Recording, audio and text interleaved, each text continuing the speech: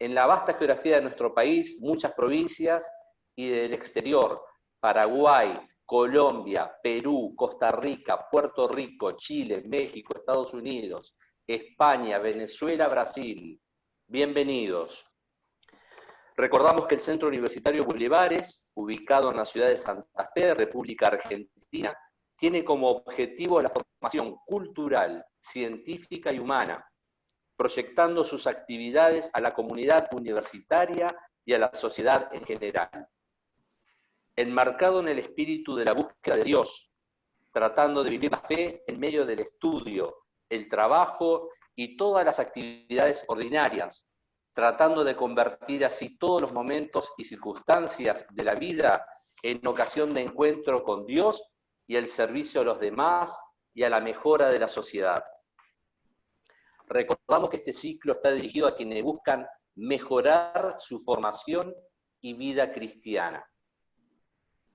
Para ello, hemos convocado a panelistas de primer nivel a fin de tratar algunos temas que hacen a la vida de un cristiano en los tiempos que corren. En primer lugar, la familia, célula básica de la sociedad, como escuela de vida y formación de todos sus integrantes, que fue el tema de la primera conferencia a cargo del doctor Guillermo Fraile. Y la formación de los hijos en el amor, los límites sensatos y los modelos de autoestima para afrontar los desafíos de la realidad, que tuvimos el gusto de escuchar la semana pasada al profesor Iván Pitaluga. También hemos visto en la segunda disertación a cargo de la doctora Ivana Antón Linar cómo una actitud adecuada y sana puede ser una poderosa medicina al alcance de cada uno. Y por supuesto, en el camino de un cristiano siempre hay momentos en los que es necesario comenzar y recomenzar nuevamente. Y aprenderemos qué hay que hacer para girar en U y redescubrir la meta. Para ello, hemos invitado al disertante de hoy. Y para actuar en medio de la sociedad y la vida pública, veremos cómo prepararnos para poder enfrentar los desafíos que exige promover el bien y exponer los valores defendiendo la verdad, mostrando la visión cristiana. Y terminaremos el ciclo con el camino a seguir, la llamada universal a la santidad, en particular la santidad de los laicos. Esta es la iniciativa a la cual desde el Centro Universitario Bulevares queremos convocarlos a participar. Antes de empezar con la disertación de hoy, tengamos presente que la duración aproximada de cada encuentro es de 1 hora, dejando media hora al final para las preguntas que vayamos recibiendo durante la disertación y al final de la misma en la plataforma, a través del icono de preguntas y respuestas ubicado en la pantalla. También recordarles que, desde que finalice la disertación de hoy, pueden ingresar al sitio bulevares.org.ar e inscribirse a cada una de las restantes conferencias del ciclo. Allí podrán apreciar también los antecedentes de cada expositor y la grabación de la charla anterior, a la vez de encontrar un resumen ejecutivo de la misma. En los próximos días recibirán un mail recordatorio con el link para las próximas charlas. Antes de presentar al disertante de hoy, que ya nos está esperando, vamos a agradecer en primer lugar a nuestros auspiciantes, a los que hicieron posible estos encuentros. García Hermanos Agroindustrial, SRL, de la localidad de Gobernador Crespo, en la provincia de Santa Fe, para su marca Tregar. Y Capitel Constructora Sociedad Anónima, de la ciudad de Santa Fe. También hacemos una mención de agradecimiento a nuestros asistentes técnicos, al estudiante de Ingeniería en Sistemas Álvaro Genetti, al licenciado Mauro Azar, al ingeniero Federico Falco, como así también al estudio DREI, que realizó los diseños gráficos en la persona de la licenciada María José Apendino. A todos y cada uno de los mencionados, muchas gracias.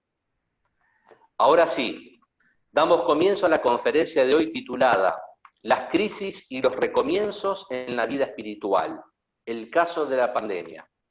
Y para ello tenemos el gusto de presentar a quien nos acompaña hoy desde la ciudad de Buenos Aires, el doctor Damián Fernández Pedemonte, quien es doctor en Letras por la Universidad Nacional de La Plata, director de la Escuela de Posgrados en Comunicación de la Universidad Austral, investigador del CONICET y experto en temas de comunicación. Damián es autor de 10 libros. El último libro publicado de espiritualidad se llama Giro en el camino de Emaús, de Ediciones Logos, también publicado como La Segunda Conversión por Editorial Rial de España. Bienvenido, Damián, tienes la palabra. Muchas gracias. Bueno, buenas tardes a todos. Muchas gracias al Centro Bulevares por la invitación, a Luis, a Federico, y espero poder compartir con ustedes en la tarde de hoy algunas reflexiones relacionadas con las crisis que también sufrimos, por supuesto, los cristianos como cualquier persona, que proceden de una persona que en realidad se dedica a la docencia universitaria y a la investigación en temas de comunicación y que ha tratado de llevar esas lecturas, esos estudios y esas experiencias al ámbito del acompañamiento espiritual y de la propia vida. Y voy a estructurar la conversación de hoy en como dos partes. Una primera parte que es más descriptiva, como un diagnóstico, y una segunda parte donde hay una propuesta. Esa propuesta ustedes van a ver que es una propuesta un poco metafórica, una propuesta que va a usar una imagen que nos puede servir para gestionar las crisis que se nos presentan en la vida y las crisis que afectan también a nuestra vida cristiana. El punto de partida es que, como en toda vida, como en la vida de cada uno de nuestros semejantes, la vida cristiana es una vida que está sometida a los cambios, está sometida a las contradicciones, tiene marchas, tiene retrocesos, tiene momentos de vacilación, de duda, no es una vida lineal. El cristiano no vive como estudiábamos en la escuela secundaria, movimiento uniforme, ¿no? No es como un objeto que se deja en el vacío, en el espacio estelar, y sin ningún tipo de fricción avanza y avanza y avanza. La vida cristiana no es así. Es una vida accidentada que comparte con los que no son cristianos, con los que no tienen fe, un montón de vicisitudes y por tanto exige permanentemente hacer detenciones y recomienzos. Quizás esta idea de que la vida cristiana es así, no es un ascenso imparable, sino un camino accidentado, es digamos, una idea que puede ir contra otra, que es la idea de un cierto entender la vida cristiana como un perfeccionismo, ¿no? Donde muchas veces hay bastante de voluntarismo. Las personas que están como acostumbradas a no perdonarse nada, a no perdonar el error, a no ser tan conscientes de cómo se da con tanta frecuencia en nuestras vidas el error, y tener, por tanto, por el hecho de ser cristianos o de haber sido criados en una familia cristiana y llevar tiempo viviendo o procurando vivir la vida de un cristiano, una imagen propia, una autoimagen de alguien que tiene las ideas muy claras, que es fuerte, que es decidido. Y en esta concepción hay mucho, de vez en cuando, muchas veces, de orgullo, de rigidez. Y por eso es que probablemente la vida del cristiano, y también porque así lo permite el Señor, implica la constatación de nuestra vulnerabilidad, de nuestros puntos débiles. Yo, para amenizar un poco, voy a compartir ahora la pantalla para mostrarles unas imágenes. ¿Se está viendo ahí la imagen? Sí. Entonces, la vida del cristiano es efectivamente una vida exigente. El seguimiento de Cristo exige un cierto heroísmo, pero el héroe es alguien que tiene puntos vulnerables. Si no, no sería héroe. En la mitología griega, el héroe era el hijo de un dios y una mujer, o de una diosa y un hombre. No era un dios ni un semidios, sino alguien que tenía digamos, este origen, en parte divino, pero mezclado con lo humano, y por lo tanto era mortal y vulnerable.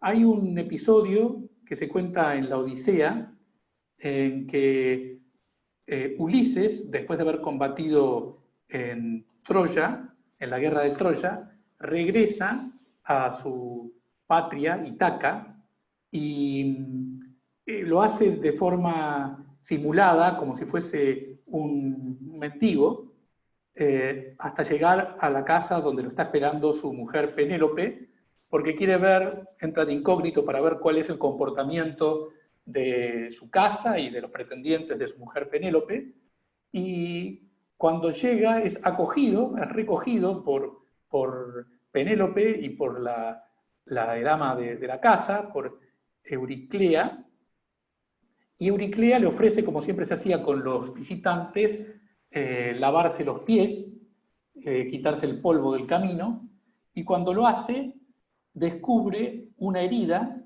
que tenía su amo, Ulises, en el muslo, una herida que se había hecho siendo adolescente, y entonces reconoce Euriclea que ese es Ulises, que ha regresado después de muchos años a su patria, a la patria de su padre y de su mujer, Ítaca. Ulises la calla para que ella no revele su verdadera identidad, y esto siempre ha sido visto en una de las primeras narraciones de la historia occidental, ha sido visto como que al héroe se lo reconoce por su herida, al héroe se lo reconoce por la parte rota. El héroe es alguien que tiene una parte rota, si no, no puede ser héroe, si no, no tendría mérito la lucha de nadie, la lucha de Ulises. Luego, este otro mito, que es el de Aquiles, también combatiente en la guerra de Troya, que fue cuando también hijo de una diosa, Tetis, y un hombre, por tanto héroe, pero no dios, por tanto mortal, que Tetis, al saber que iba a morir y querer que no muera, sumerge a Aquiles en la laguna Estigia, que era la laguna donde iban a parar los muertos, en la laguna Estigia, y claro, al hundir al niño Aquiles en la laguna, todo el cuerpo que es alcanzado por las aguas de esa laguna adquiere la invulnerabilidad, la inmortalidad, con excepción del talón, que era desde donde Tetis estaba sumergiéndolo, desde donde lo estaba sosteniendo. De ahí viene el talón de Aquiles. Efectivamente, Aquiles va a morir a causa de una flecha en la guerra de Troya con la que París le daña el talón, le da justamente en el talón. De manera que dejo de compartir.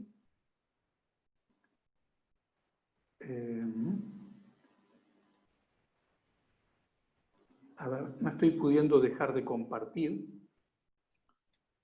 Sí. Se ve bien. No.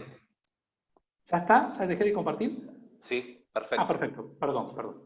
Bueno, entonces, una característica de la vida cristiana es esta vulnerabilidad. Nuestro Señor nos habla muchas veces a lo largo de nuestra vida, muchas veces nos habla como en voz baja, podríamos decir, y a veces con una voz más fuerte, como para purificarnos de esa mentalidad de personas duras y personas que se la saben todas y personas que tienen esa fortaleza, y llevarnos a un modo más cristiano de asumir la vida. Frente a esas situaciones que se repiten a veces en la vida, se puede reaccionar de distintas maneras. Se puede reaccionar con desconcierto, un desconcierto que nos paraliza, se puede reaccionar haciéndonos insensibles a la situación o egoístas, o se puede reaccionar con una profundización de nuestro camino cristiano, con lo que podría llamarse una conversión, una nueva conversión. Hay una relación muy estrecha entre las crisis y las conversiones sucesivas del cristiano. La actitud típica de nuestra vida habitual, cuando no hay pandemia o cuando no llega la contradicción así de manera más estruendosa a nuestra vida, la actitud típica es la desatención.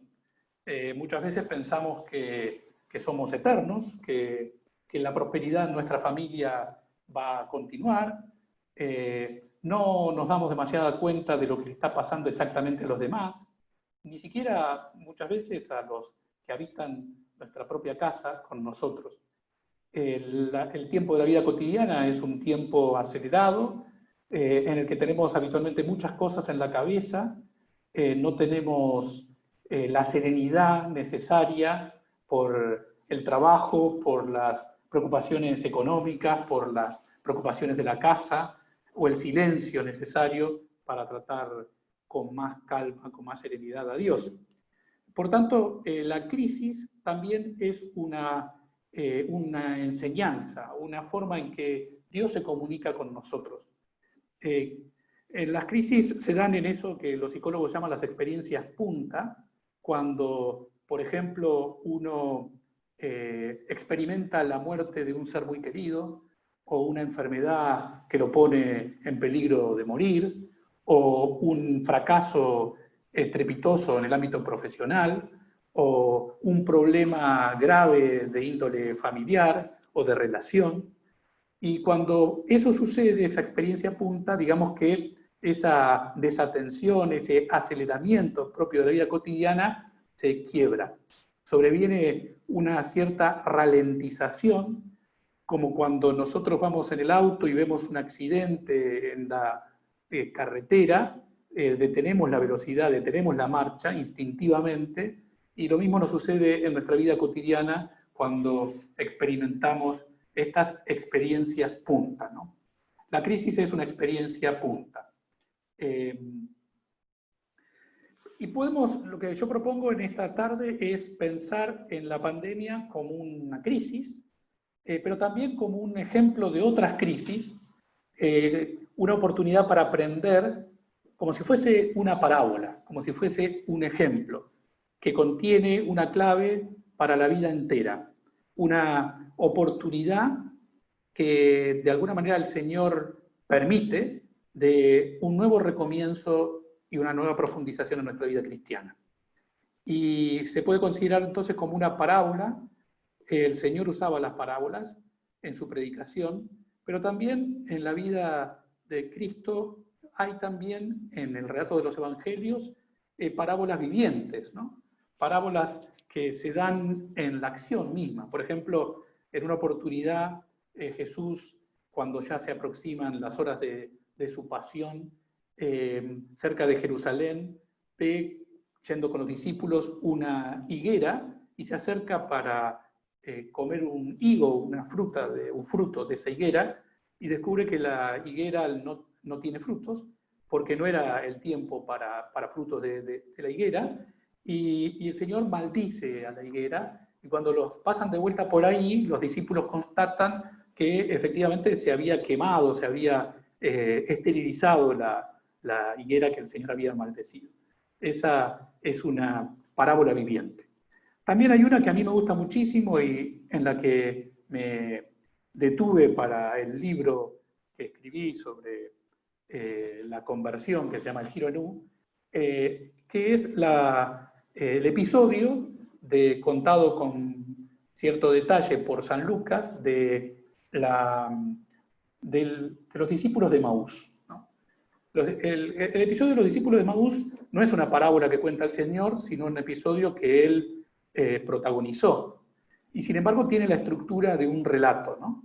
Un relato que tiene un comienzo, un nudo y un desenlace, que todo lo que está pasando ahí está como muy trabado, como si fuese un cuento o una parábola o una novela. Y ese pasaje de los discípulos de Emaús es como una muy buena representación de esas crisis que uno encuentra muchas veces en su vida de cristiano, porque tiene como un momento en el que estos discípulos, después de haber sido testigos de la muerte humillante y dolorosa que había sufrido Jesucristo, regresan a su pequeña aldea, deprimidos, desalentados, decepcionados y tristes, y se encuentran en el camino con Jesús, que les sale al encuentro, que les va explicando el sentido de la pasión y de la resurrección, y eso hace que se produzca en ellos un cambio en el corazón, y luego emprenden el regreso desde Emaús hacia Jerusalén.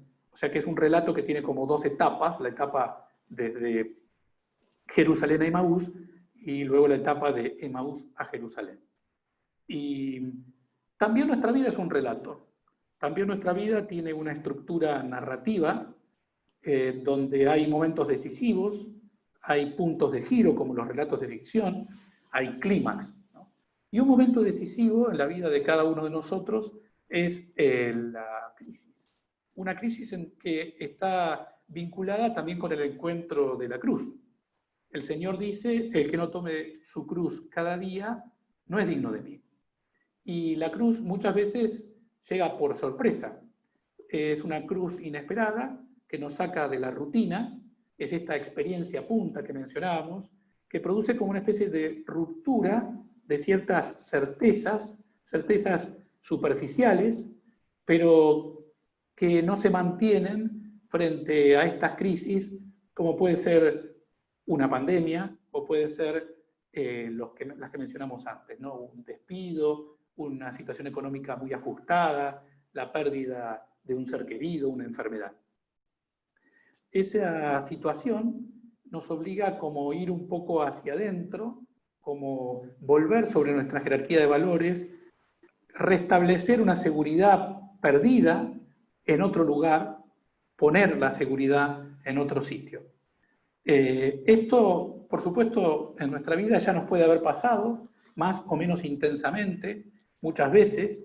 Son momentos en los que nos sentimos desbordados, momentos en los que nos sentimos un poco solos, llenos de dudas, de incertidumbre, y sin embargo, al mismo tiempo, aunque nos esté pasando eso, tenemos que seguir con la vida, tenemos que seguir ocupándonos el marido de su mujer, la mujer de su marido, ocupándose de sus hijos, o de sus padres o de los hermanos, ocupándonos del trabajo, de las cosas de la casa.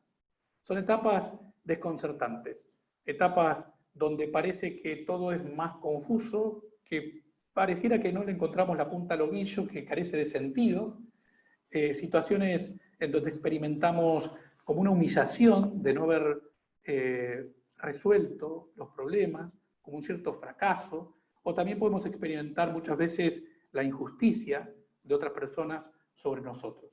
Y en esas situaciones muchas veces lo que se nos ocurre pensar es, ¿qué querrá Dios de esto, no? ¿De qué le sirve a Dios mi humillación? ¿De qué le sirve a Dios mi fracaso, mi incertidumbre? Yo no podría ser mejor, no podría hacer más bien a los demás estando yo bien, estando firme, estando seguro. Esa es una reflexión típica de la situación de crisis, ¿no? Dice San Mateo, venid a mí, el Señor en el San Mateo, todos los que estáis cansados y agobiados, y yo os aliviaré. Tomad mi yugo sobre vosotros y aprended de mí, que soy manso y humilde de corazón, y encontraréis descanso para vuestras almas, porque mi yugo es llevadero y mi carga ligera.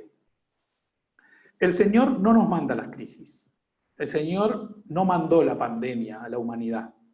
pero lo permite. La crisis tiene siempre algo de invitación.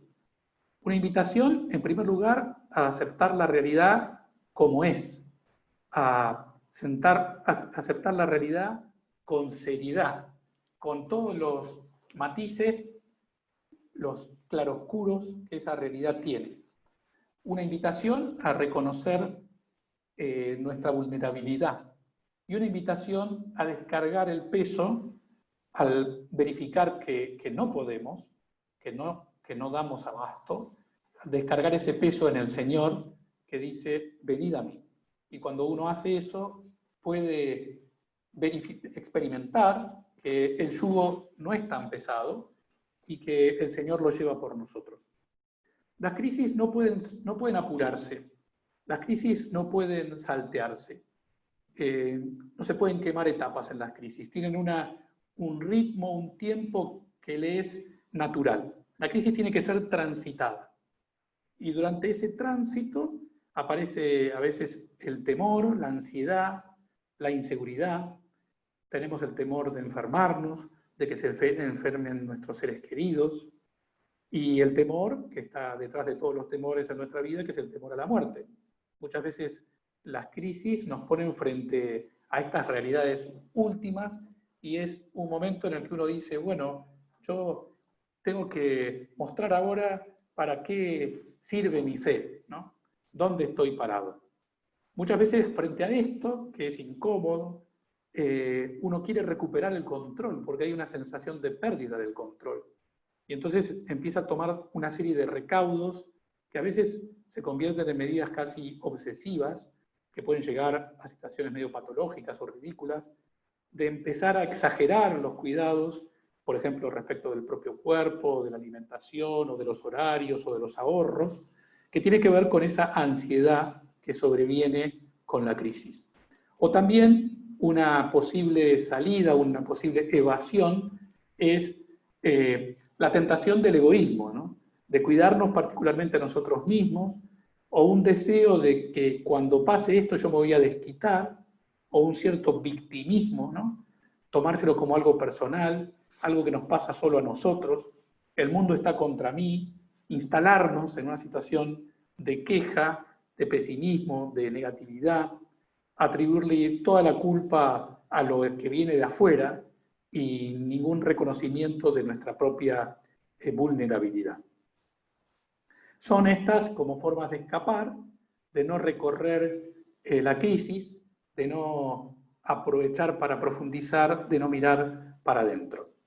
Entonces, ahora yo voy a ofrecer una imagen que nos puede servir para pensar una forma de transitar las crisis, una forma de aprovechar las crisis, una forma de aceptar esta invitación que con cada crisis nos ofrece el Señor. Entonces estoy tomando como ocasión esta pandemia, como un caso, pero nos puede servir también para otras crisis que se dan dentro del contexto de la pandemia, crisis que nos afectan muy personalmente, o en otros momentos de nuestra vida que se han dado o que se pueden dar, por supuesto, todavía.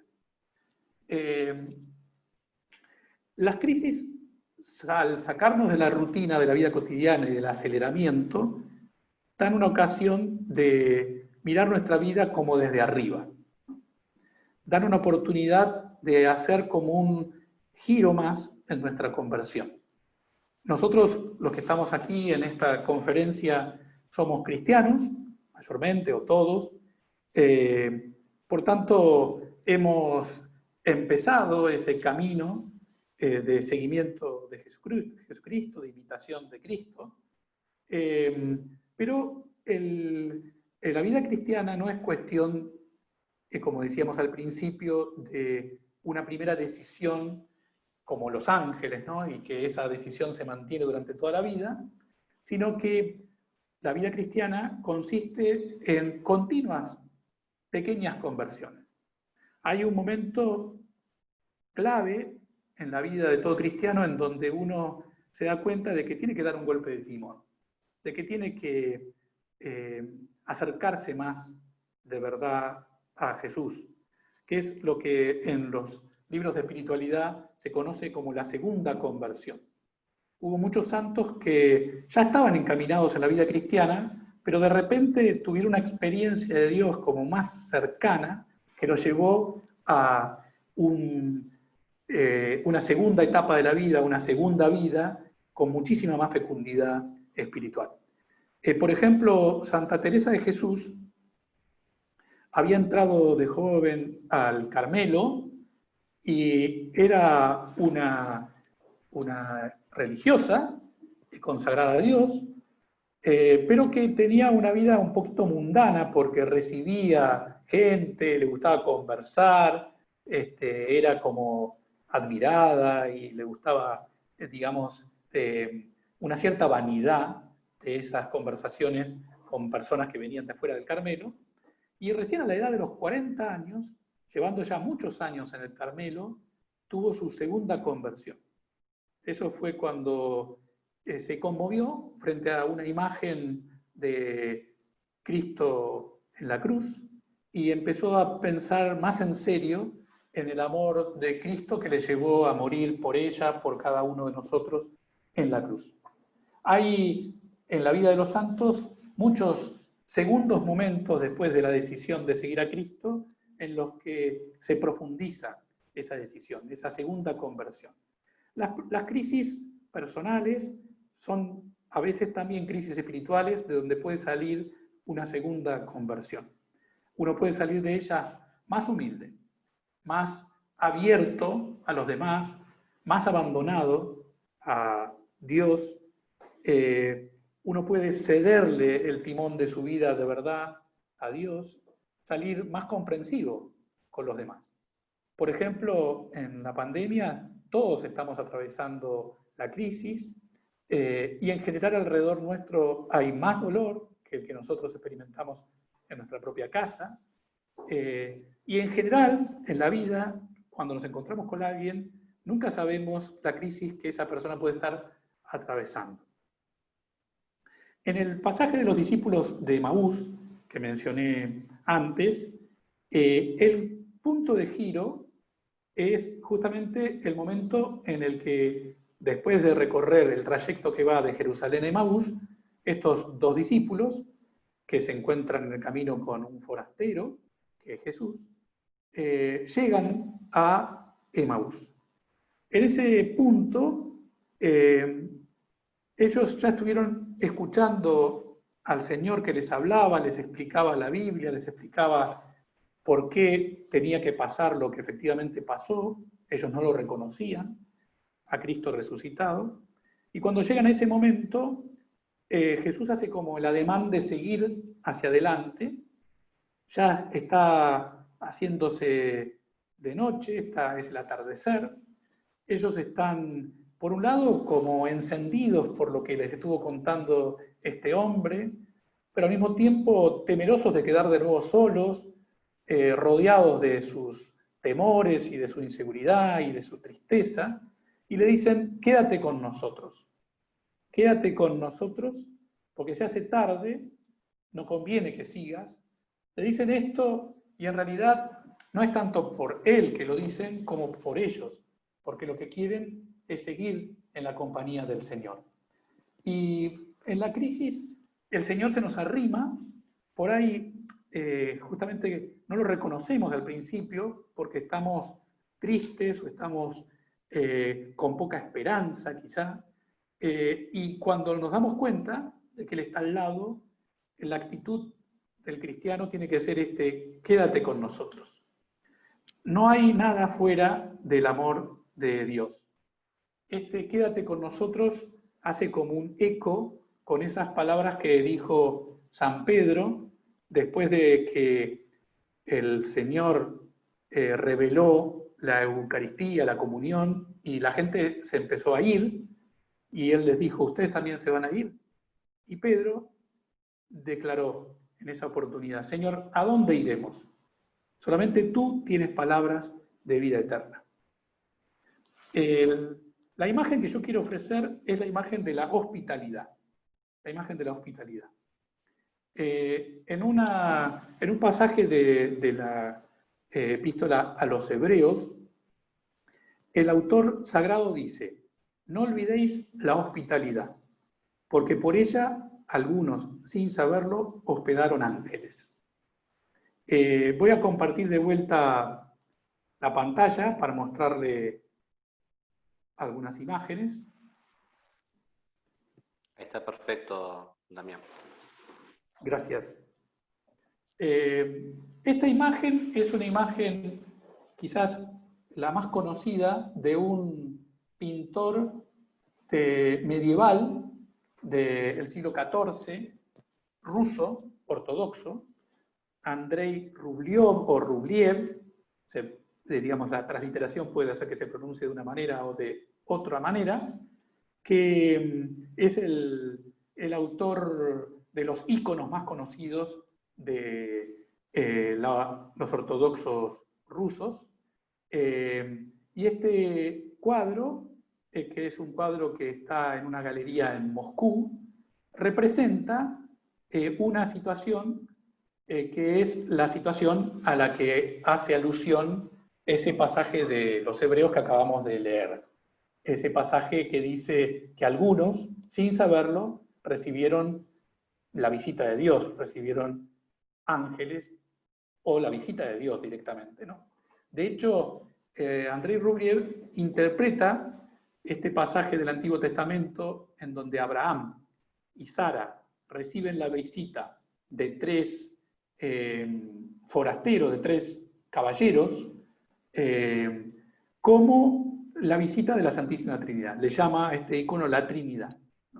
Este es el icono, y el pasaje al que se refiere es un pasaje bastante misterioso que está contenido en el libro del Génesis, en donde Abraham recibe la visita de tres personas.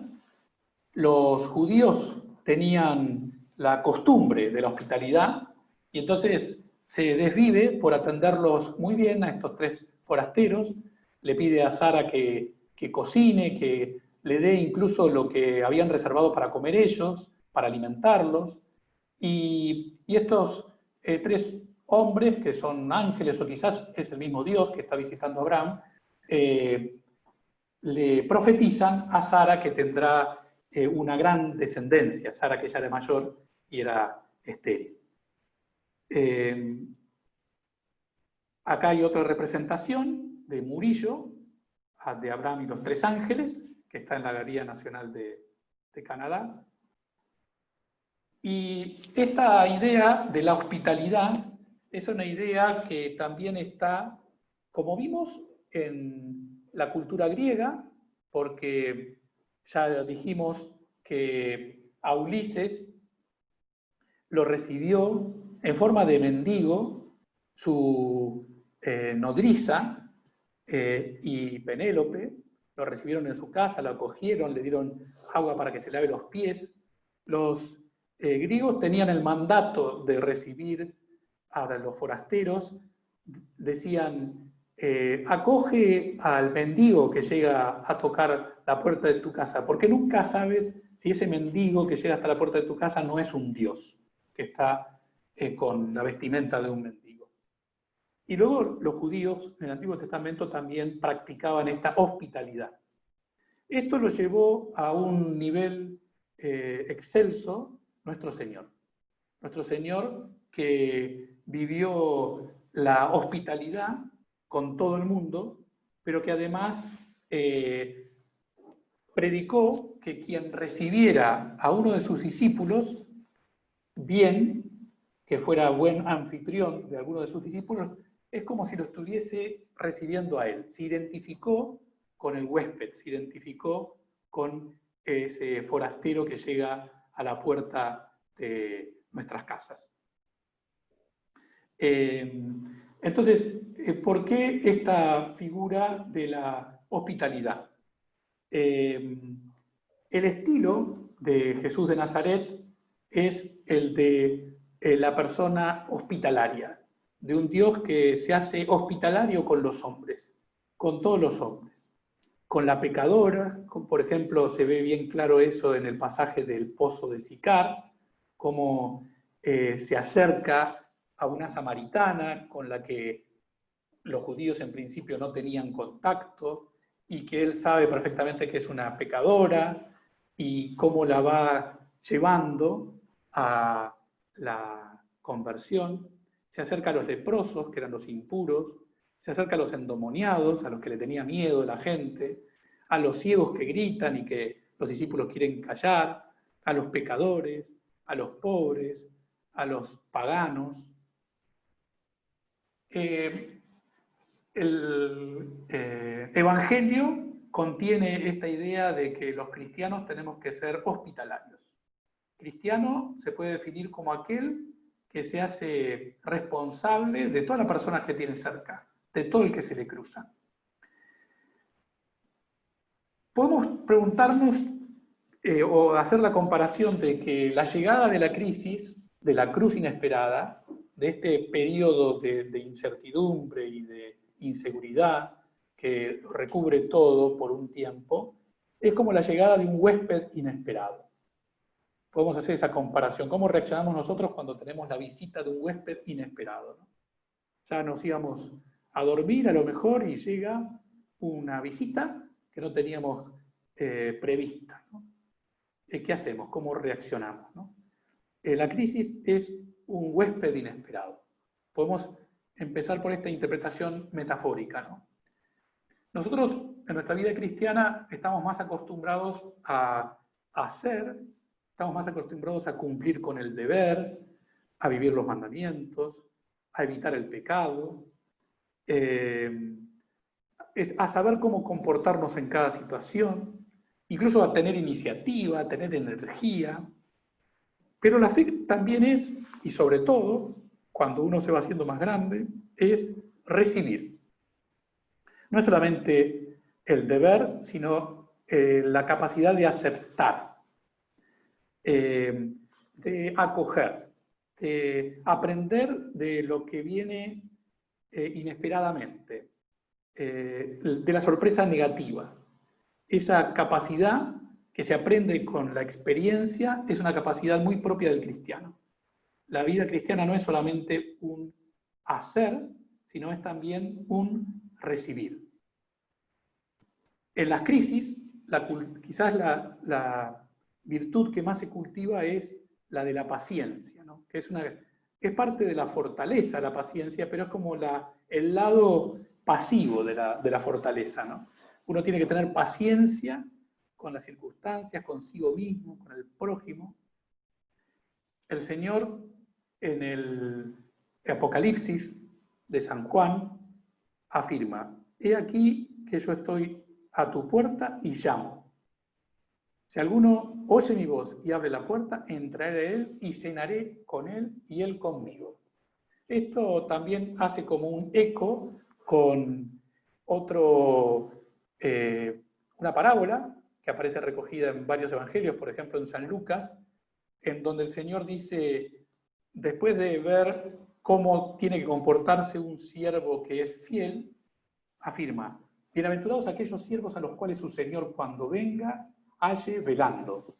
En verdad os digo que se ceñirá y hará que se sienten a la mesa y vendrá a servirles. Esto es impresionante lo que revela el Señor. Es la inversión de los roles, ¿no? Es el Señor el que se pone a servir al siervo. Es el Señor el que llama a nuestra puerta como un huésped inesperado, y cuando uno está preparado para recibirlo, Él entra y se convierte en nuestro anfitrión. Se pone a servirnos, nos invita a que nos sentemos a la mesa con Él. Y esto además el Señor no solamente lo predicó, sino que lo vivió durante toda su vida y lo puso en escena, podríamos decir, en la última cena, cuando Jesús, Dios, se arrodilla frente a sus discípulos y se pone a lavarle los pies como una persona que está recibiendo a un forastero, como una persona que es un anfitrión.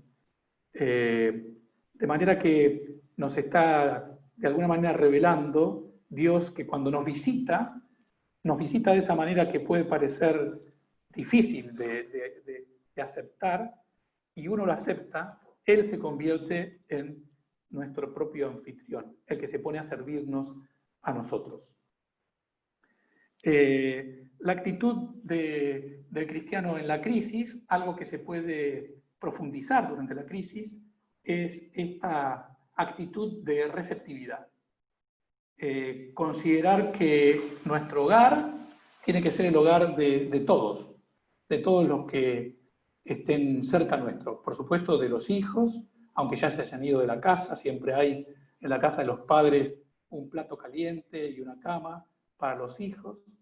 Los parientes, un poco más amplios, todos los que necesiten de la hospitalidad de los cristianos, que tenemos que hacer de nuestros hogares cristianos hogares que acojan. Joseph Pieper, un filósofo, decía que cuando uno quiere a alguien, es como si le dijera con sus gestos y con sus palabras, qué gusto verte, ¿no? Como decimos muchas veces cuando nos encontramos con alguien. Qué bueno que estés acá, ¿no? Nosotros, nuestro amor, es como la afirmación de la valía de nuestro hermano, ¿no? Hay un riesgo en este acoger a los demás, porque nunca sabemos cómo puede reaccionar el huésped, ¿no? El término que usaban los latinos para definir al extranjero era el hostis. Hostis es una palabra que tiene la misma raíz que hospes.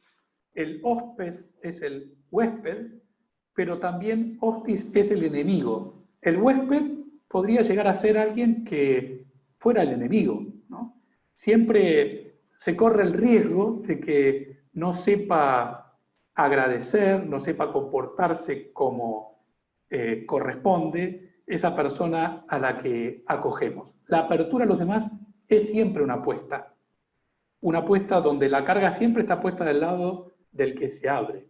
Ser anfitrión incomoda, porque uno incluso hasta empieza a preguntarse, a cuestionarse acerca de las costumbres de su propia casa, se siente como interpelado por la mirada del huésped, del extraño, y sin embargo, eso es lo que nos pide el Señor, ¿no?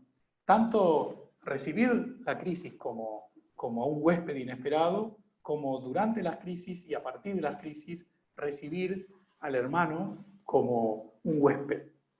En la parábola del buen samaritano se refleja también algo muy importante, y es que el cristiano le tiene que salir al cruce a la necesidad que se presenta en forma inesperada, ¿no?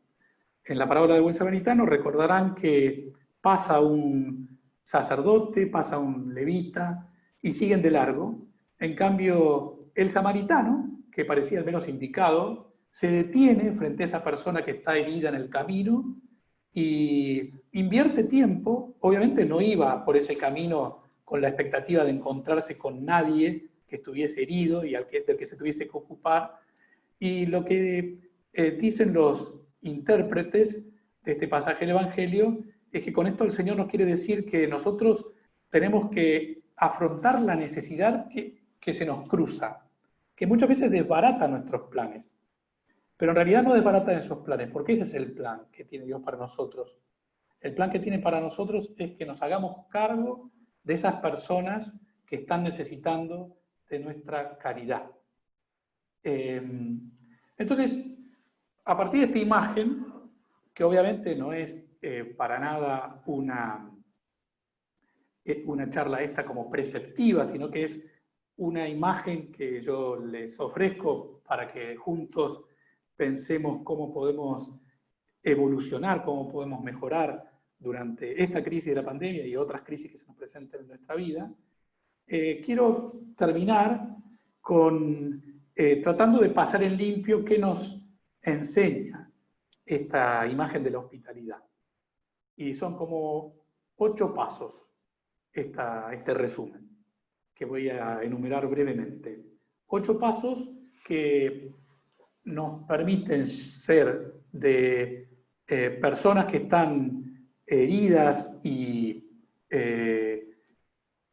sorprendidas por la llegada del huésped inesperado e inoportuno, llegar a ser anfitriones, como Jesús es de nosotros. En lo primero, sobre la hospitalidad con la crisis, lo primero es que tenemos que, después de la reacción de sorpresa, recibir bien las crisis. No resistirnos de forma voluntarista a ella, aceptar las crisis y transitarlas. No podemos evadirnos. Es la hora de la verdad, la crisis.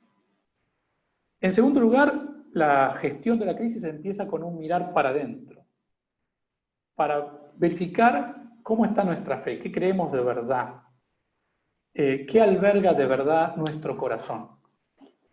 Salir de esa, esas seguridades superficiales, esa desatención de nuestra vida cotidiana para profundizar. En tercer lugar, entender la crisis como una invitación de Jesús, como la llegada de ese huésped con mayúscula, inesperado. Una llamada a la conversión de nuestro corazón, ¿no? De acercarnos más a Él, de conocerlo mejor, de hacernos más amigos de Jesús, de tratarlo más, de orar con más autenticidad. En cuarto lugar, tener como la expectativa de que de las crisis salen dones más altos, ¿no? Los dones más altos son los que más cuesta conseguir. Confiar en el Señor. Nosotros no entendemos el diseño, ¿no?, de esto que está sucediendo, porque lo vemos muy al ras mientras sucede. El Señor, confiar que el Señor tiene el diseño completo, el sentido completo, que Él sabe. Y para eso muchas veces hace falta solamente recordar cómo el Señor nos ha sacado de todas las situaciones más apretadas, más duras por las que hemos atravesado, y cómo con el tiempo nos dimos cuenta de que esos momentos que parecían sin sentido fueron los que más nos hicieron crecer espiritualmente. Llegar con el recuerdo a la seguridad de que el Señor siempre estuvo a nuestro lado y que no nos deja en los momentos más difíciles, al contrario. En quinto lugar, es necesario pedir ayuda. No podemos solos con las crisis.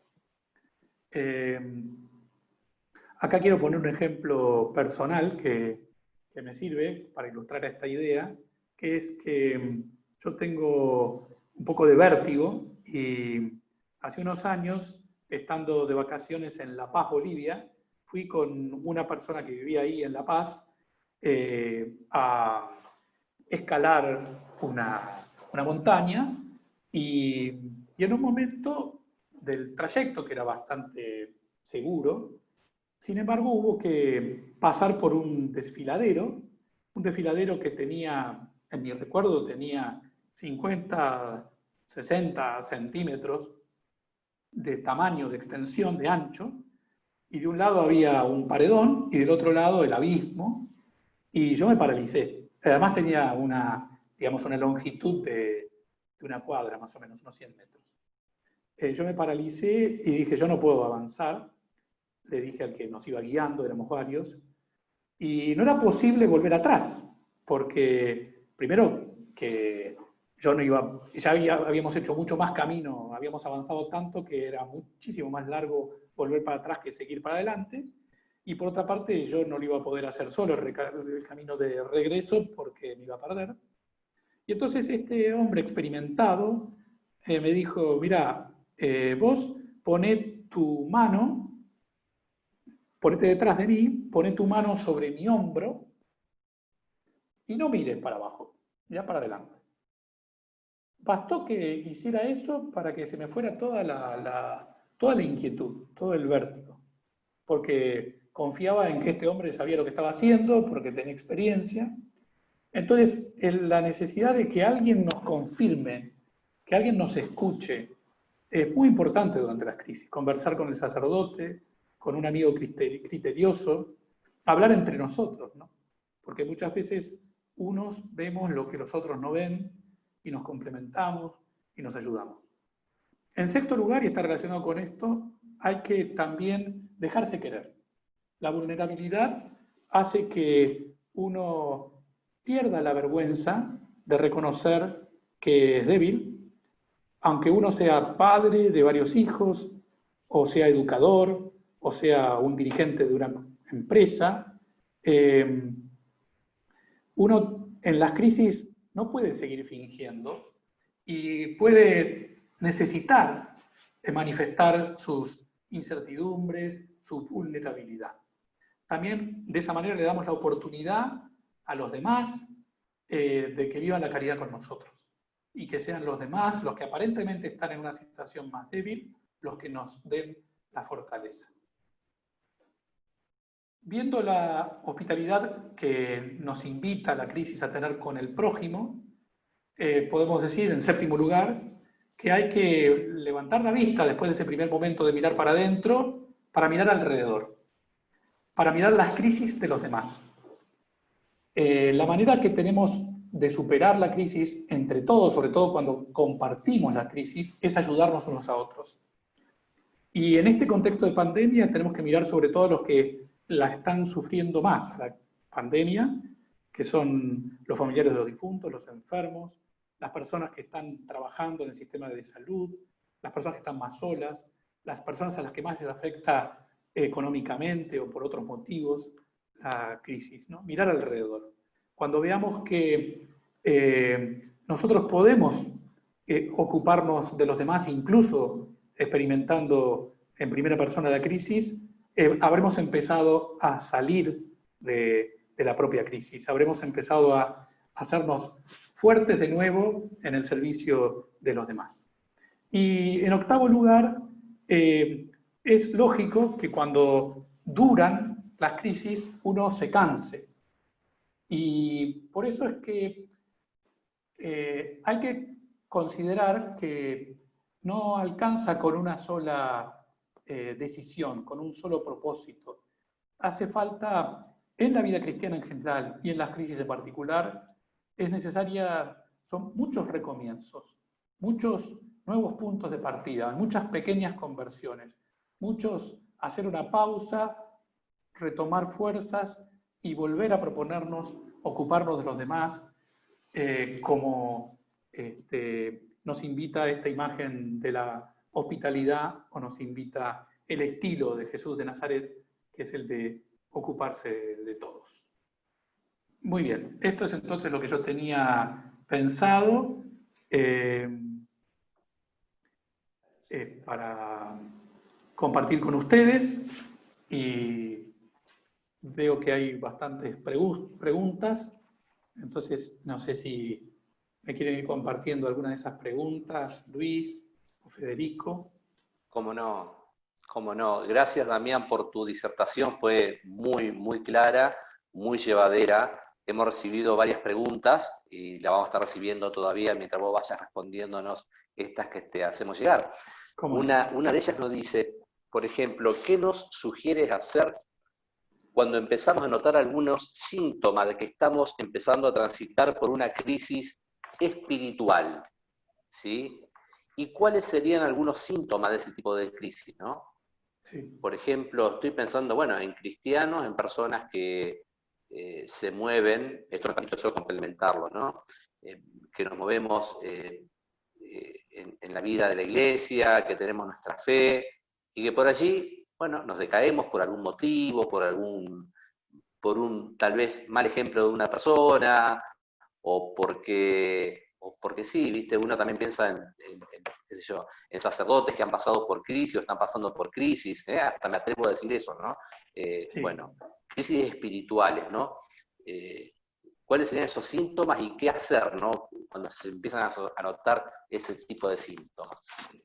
Bueno, ese fue un poco el tema de este libro que vos mencionabas antes, que escribí, que se llama Giro en U, en el camino de Maús, que en realidad yo lo escribí al observar en la vida de muchos cristianos, podríamos decir de personas buenas, de personas que han avanzado incluso bastante en una vocación, en una vida de entrega a Dios y a los demás, por ejemplo, sacerdotes o por ejemplo, personas muy comprometidas con la Iglesia, que yo experimenté, digamos, fui testigo, y también lo sufrí yo personalmente, que puede haber un momento en el que se caiga en una situación de cansancio, de un cierto como hartazgo, digamos,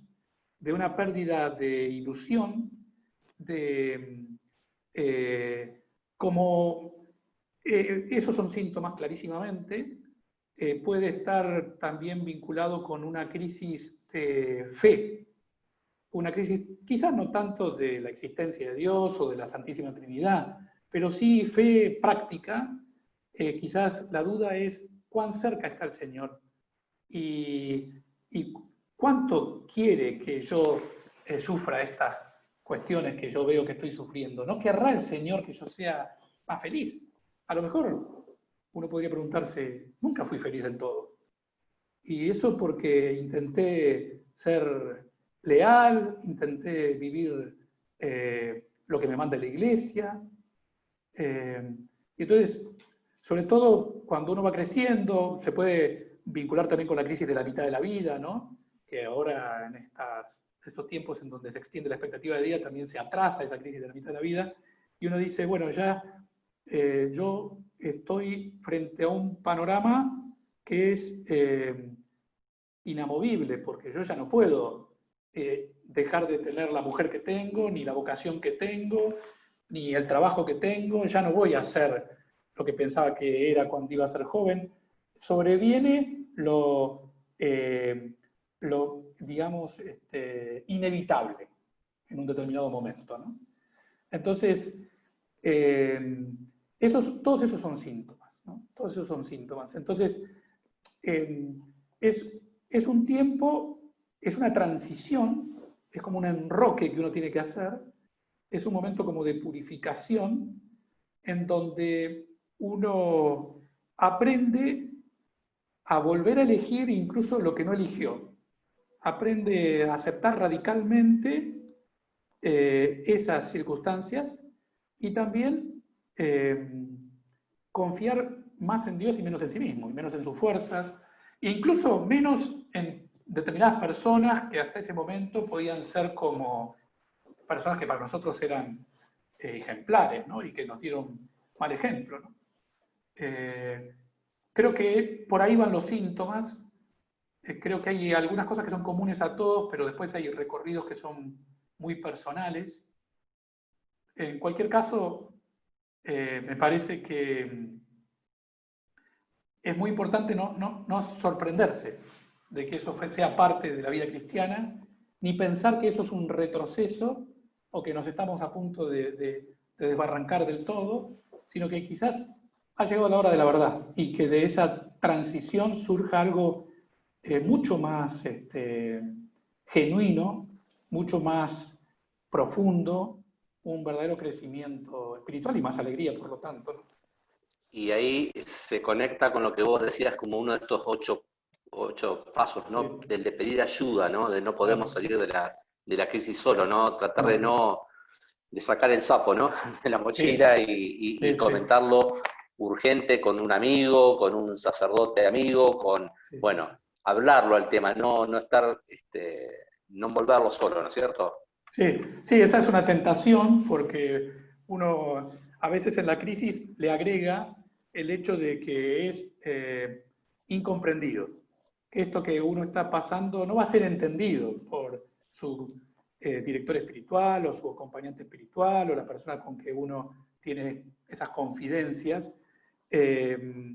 Y eso, digamos, forma parte como de la tentación, ¿no? Porque es un momento que aprovecha también el demonio para confundirnos, ¿no? Y para descarrilarnos. Entonces, la tentación puede ser, no, yo me voy a lamer las heridas solo. No, este camino que fue el camino que busqué hasta ahora no me está funcionando, por lo tanto voy a buscar arreglármelas solo, ¿no?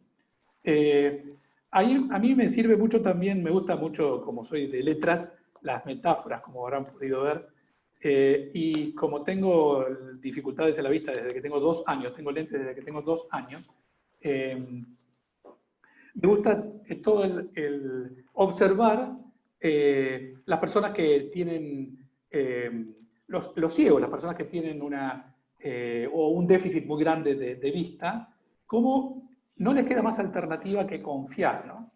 En una oportunidad fui a un espectáculo que venía de Europa, que consistía en hacer un recorrido por un ambiente cerrado que estaba todo como escenificado, como si fuesen un galpón que estaba escenificado como si fuese una calle, un muelle, una plaza. Uno iba transitando ese galpón a oscuras, completamente oscuras, teniendo como guía a un no vidente, ¿no? Entonces, ese espectáculo que a mí me pareció buenísimo, porque uno experimentaba en carne propia lo que viven estas personas, por ejemplo, que uno empieza a activar más los otros sentidos, terminaba con una reunión en un bar a oscuras con este guía no vidente, ¿no? Y entonces preguntaba, ¿y ustedes qué querrían preguntar? ¿Qué experiencia?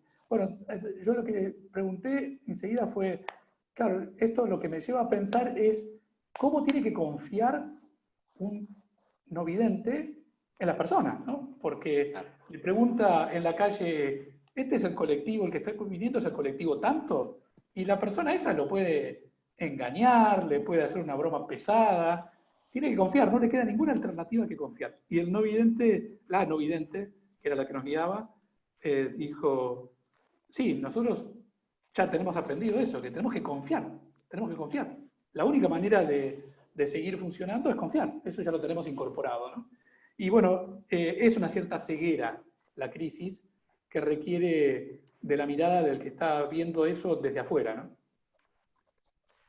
Damián, nos preguntan también, ¿cómo abordar el abandono de los hijos a lo espiritual? En general a los padres nos produce enojo y malestar y a veces nos enojamos con nuestros hijos, ¿no? Claro, ¿Cómo sí. tomar ese tema? Y también, ¿cómo acompañar a descubrir la importancia de lo espiritual a los que dicen que no es significativo ese aspecto, ¿no? De los Creo hijos. que estamos refiriéndonos a crisis espiritual, sí, Sí. en general, ¿no? Sí, Hijos y en general. claro, ese puede ser como un detonante de crisis también para los padres, el hecho de que vean que parece que su prédica o su ejemplo fue infructuoso, que empiezan a cuestionarse desde dentro del hogar los valores que se quisieron impartir, y entonces puede empezar a pensar que fracasó como padre, digamos, ¿no? Y entonces, evidentemente, el ser un padre cristiano o un educador también cristiano es una tarea que requiere como muchísima constancia y también requiere ese sobreponerse a ese momento que es natural, en donde no se puede hacer nada, no se puede hacer nada. Entonces, la crisis enseña eso, ¿no? ¿Qué hacer cuando no se puede hacer nada? Cuando yo no soy el que tiene el control. Cuando yo no, por ejemplo, frente a la libertad del hijo, lo único que puedo hacer es hablar, rezar, dar ejemplo, pero digamos, en última instancia va a ser, si es adulto o si es mayor, lo que quiera, ¿no? Entonces, frente a eso, es un poco como lo que le pasa a Dios con nosotros, ¿no? Es como una especie de impotencia frente a ver que quizás se está pegando contra la pared. Y efectivamente eso es muy doloroso, pero digamos, yo creo que requiere un plus de confianza en Dios. Los hijos de ustedes son mucho más hijos de Dios que hijos de ustedes y, digamos, muchas veces Dios premia el comportamiento de los padres, la coherencia de los padres, el sacrificio de los padres en estas, mandándole mensajes, quizás no en este momento, dentro de un tiempo, a esos hijos, ¿no? Pero entiendo perfectamente eso, ¿no? Lo entiendo muy bien.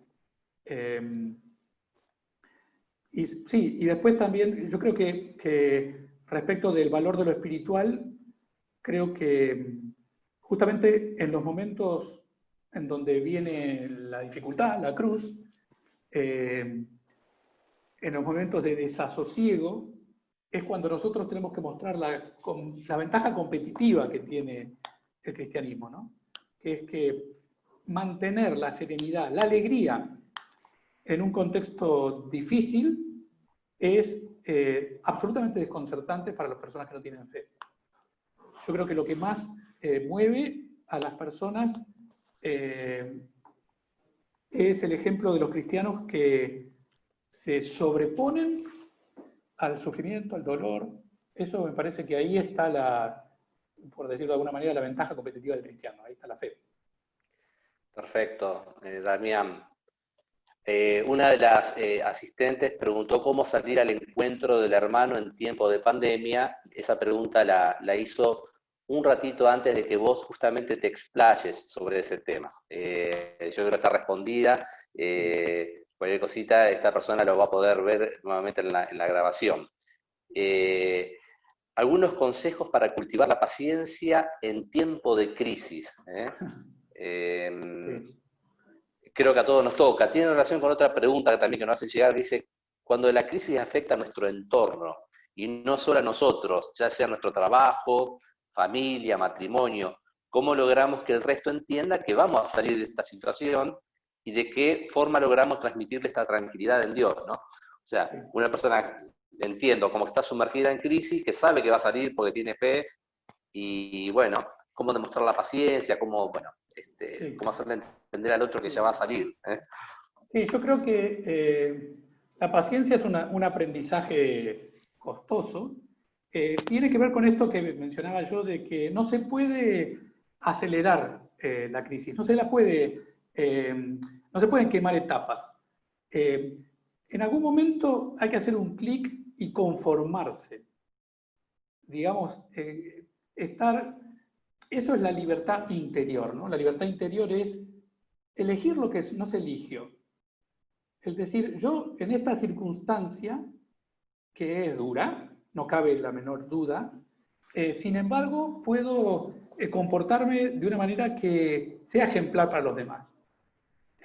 Ahí viene la paciencia, ¿no? No tanto de resistir y querer cambiar lo que no se puede cambiar. Por supuesto hay cosas que sí se pueden cambiar, ¿no? Pero hay cosas que no se pueden cambiar. No tanto resistir como un pez que fue pescado e intenta salirse y cada vez se clava más en el anzuelo, sino reconocer aceptar la situación y reconocer que tiene un tiempo, ¿no? Y esa serenidad en medio de los momentos de contradicción es la mejor manera de ayudar al entorno. Porque si uno lo que transmite es ansiedad, temor, entonces recrudece la crisis, digamos, ¿no? En cambio, si lo que uno transmite es fe, esperanza, entonces eso va como ayudando a que se serene el entorno, ¿no? La serenidad cristiana que sale de orar, ¿no? Y de la gracia de Dios, no sale de una reflexión nada más. La serenidad cristiana es para serenar a los demás, ¿no? La paz que queremos o que necesitamos es una paz para transmitirle paz a los demás, ¿no? Y acá hay que usar también la idea esta de los vuelos, cuando había vuelos, ¿no? Que siempre cuando se dan las indicaciones de seguridad, se le dice a las madres o a los padres que si hay una depresurización, primero se tiene que poner la mascarilla de ellos y después al hijo. ¿No? Primero ellos, porque si no respiran no van a poder ayudar a los hijos, ¿no? Entonces, esto nos cuesta un montón, pero digamos, ¿cómo podríamos decir? A veces, en el afán de que estén tranquilos los demás, nosotros nos ponemos nerviosos. Y es al revés, tenemos que estar tranquilos para poder transmitir serenidad y tranquilidad a los demás.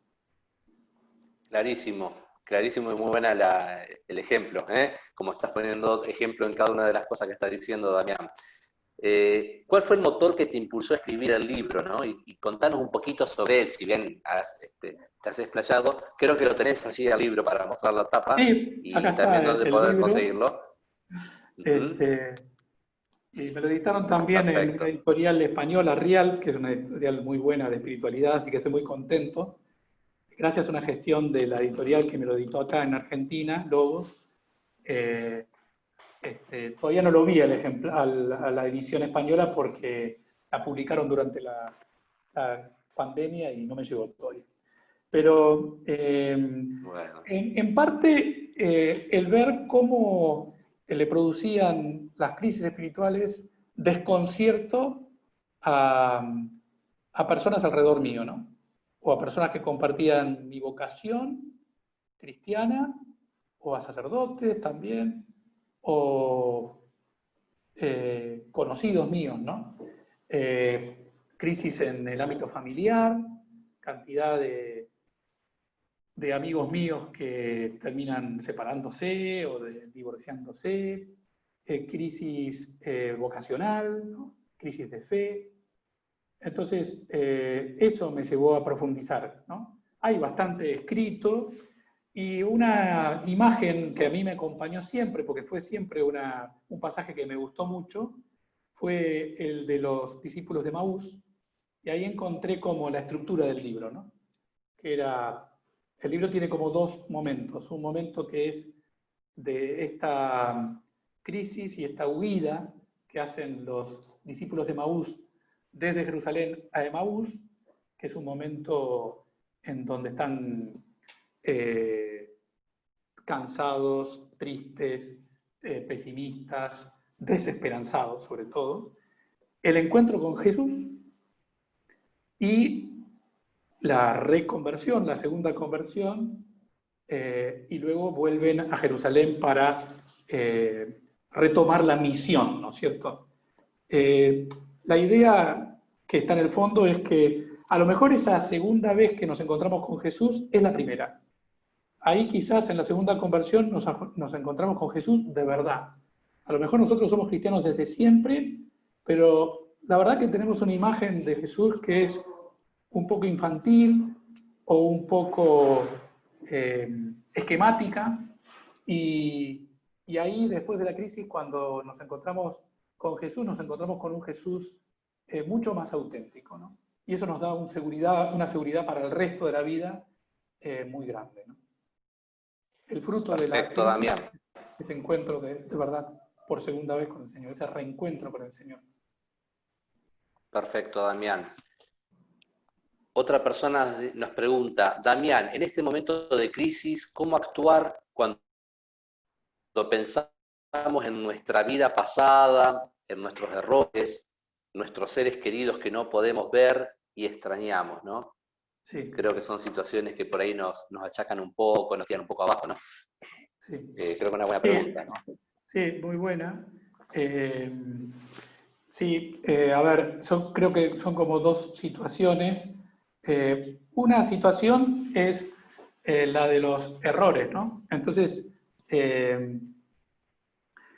afortunadamente en la idea cristiana del hombre está previsto eso.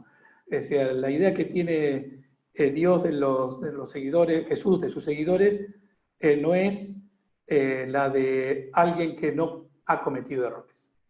Eso se ve clarísimamente en el Evangelio, cómo elige a personas llenas de defectos y además va al encuentro de los pecadores, ¿no?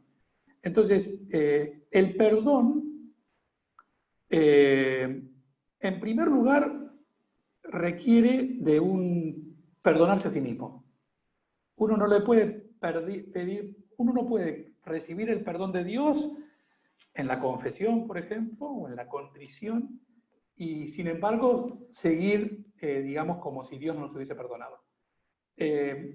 Uno no está condenado por los hechos del pasado a repetir, por grave que haya sido eso, en la idea, en la antropología cristiana, uno no está condenado por los errores del pasado, no es que las consecuencias que tiene en el presente son como inevitables, ¿no? Y eso lo que lleva, además de pedir perdón y ser perdonado, perdonarse, que es muy importante, es importantísimo, porque a veces no lo pensamos mucho nosotros a eso, es importantísimo para tener un corazón sano, digamos. De ahí viene también el perdón a los demás, que también es muy importante. Si no hubiese perdón en las relaciones sociales, cada uno tendría del otro una imagen de la vez que nos hizo algún daño, y esa imagen condenaría, determinaría negativamente todas las otras veces que interactuemos con esa persona. Eso no es así en la vida cristiana, en las relaciones cristianas. Y respecto de los seres queridos, por supuesto, digamos, nosotros somos en relación y yo creo que digamos, también nosotros somos en relación, no solamente los cristianos en forma contemporánea con las personas que están con nosotros, sino que los cristianos, las personas cristianas, estamos interconectadas por la comunión de los santos, porque somos todas partes del cuerpo de Jesucristo, ¿no? Y eso también va para atrás. O uno también se conecta y está, puede conversar y sentir la presencia de personas que ya han pasado a vivir en el cielo, y esa comunión de los santos une a los que estamos en la tierra con los que están en el cielo o en el purgatorio. O sea que de un lado y del otro se da la comunión de los santos. Por supuesto que uno querría la presencia digamos, en carne y hueso de los seres queridos, pero existe esa posibilidad, ¿no?, de seguir hablándoles, comunicándonos con ellos en la oración, pidiéndole favores incluso.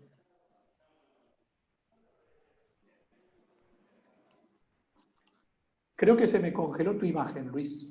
Gracias. Bueno, Damián, sí, puede ser. Y la tuya también, pero no estamos. ¿Ah, sí? ¿Me escuchás? Sí, yo te escucho Bien, perfecto. bien. Sí. Bueno, perfecto, Damián. Mucha gente nos está haciendo llegar mensajes. Ya hemos terminado con las preguntas. Muchísimas gracias por tu claridad, por lo que nos están enviando. Muy claro, muy bueno. Así que te agradecemos muchísimo el tiempo que nos has dedicado, Damián. También queremos agradecer muchísimo a nuestros auspiciantes, que son García Hermanos Agroindustrial para su marca láctea Tregar y Capital Constructora Sociedad Anónima de Santa Fe. Muchas gracias a todos los presentes, siempre agradecemos a todos los que han participado, aquí nos están haciendo llegar mensajes también, pero muchas gracias a todos por el tiempo que nos han dedicado, que le han dedicado a Damián escuchándolo. Esperemos que esta conferencia haya servido de mucho para todos, porque todos transitamos por esos caminitos, por así de crisis, ¿sí? Muchas gracias por los comentarios recibidos, por todas las preguntas que nos han hecho llegar. Y los invitamos a inscribirse, como mencionamos al inicio, desde este momento, las restantes disertaciones. La próxima será dentro de 14 días, el martes 8 de septiembre, a la misma hora, 19:30, sobre la vocación del cristiano en la sociedad actual, compromiso ciudadano, desafíos y oportunidades, de un conocido tuyo también, Damián, que va a ser el doctor Fernando Toller, ¿sí? Sí, sí. Así que bueno, a todos, muchísimas gracias. Nos encontramos el martes, 8 de septiembre, entonces, si Dios quiere. Damián, muchas gracias por todo. Muchas gracias. Muy amable. Y a todos los presentes. Muy amable por todos los mensajes que nos hacen llegar. Muy atentos. Adiós.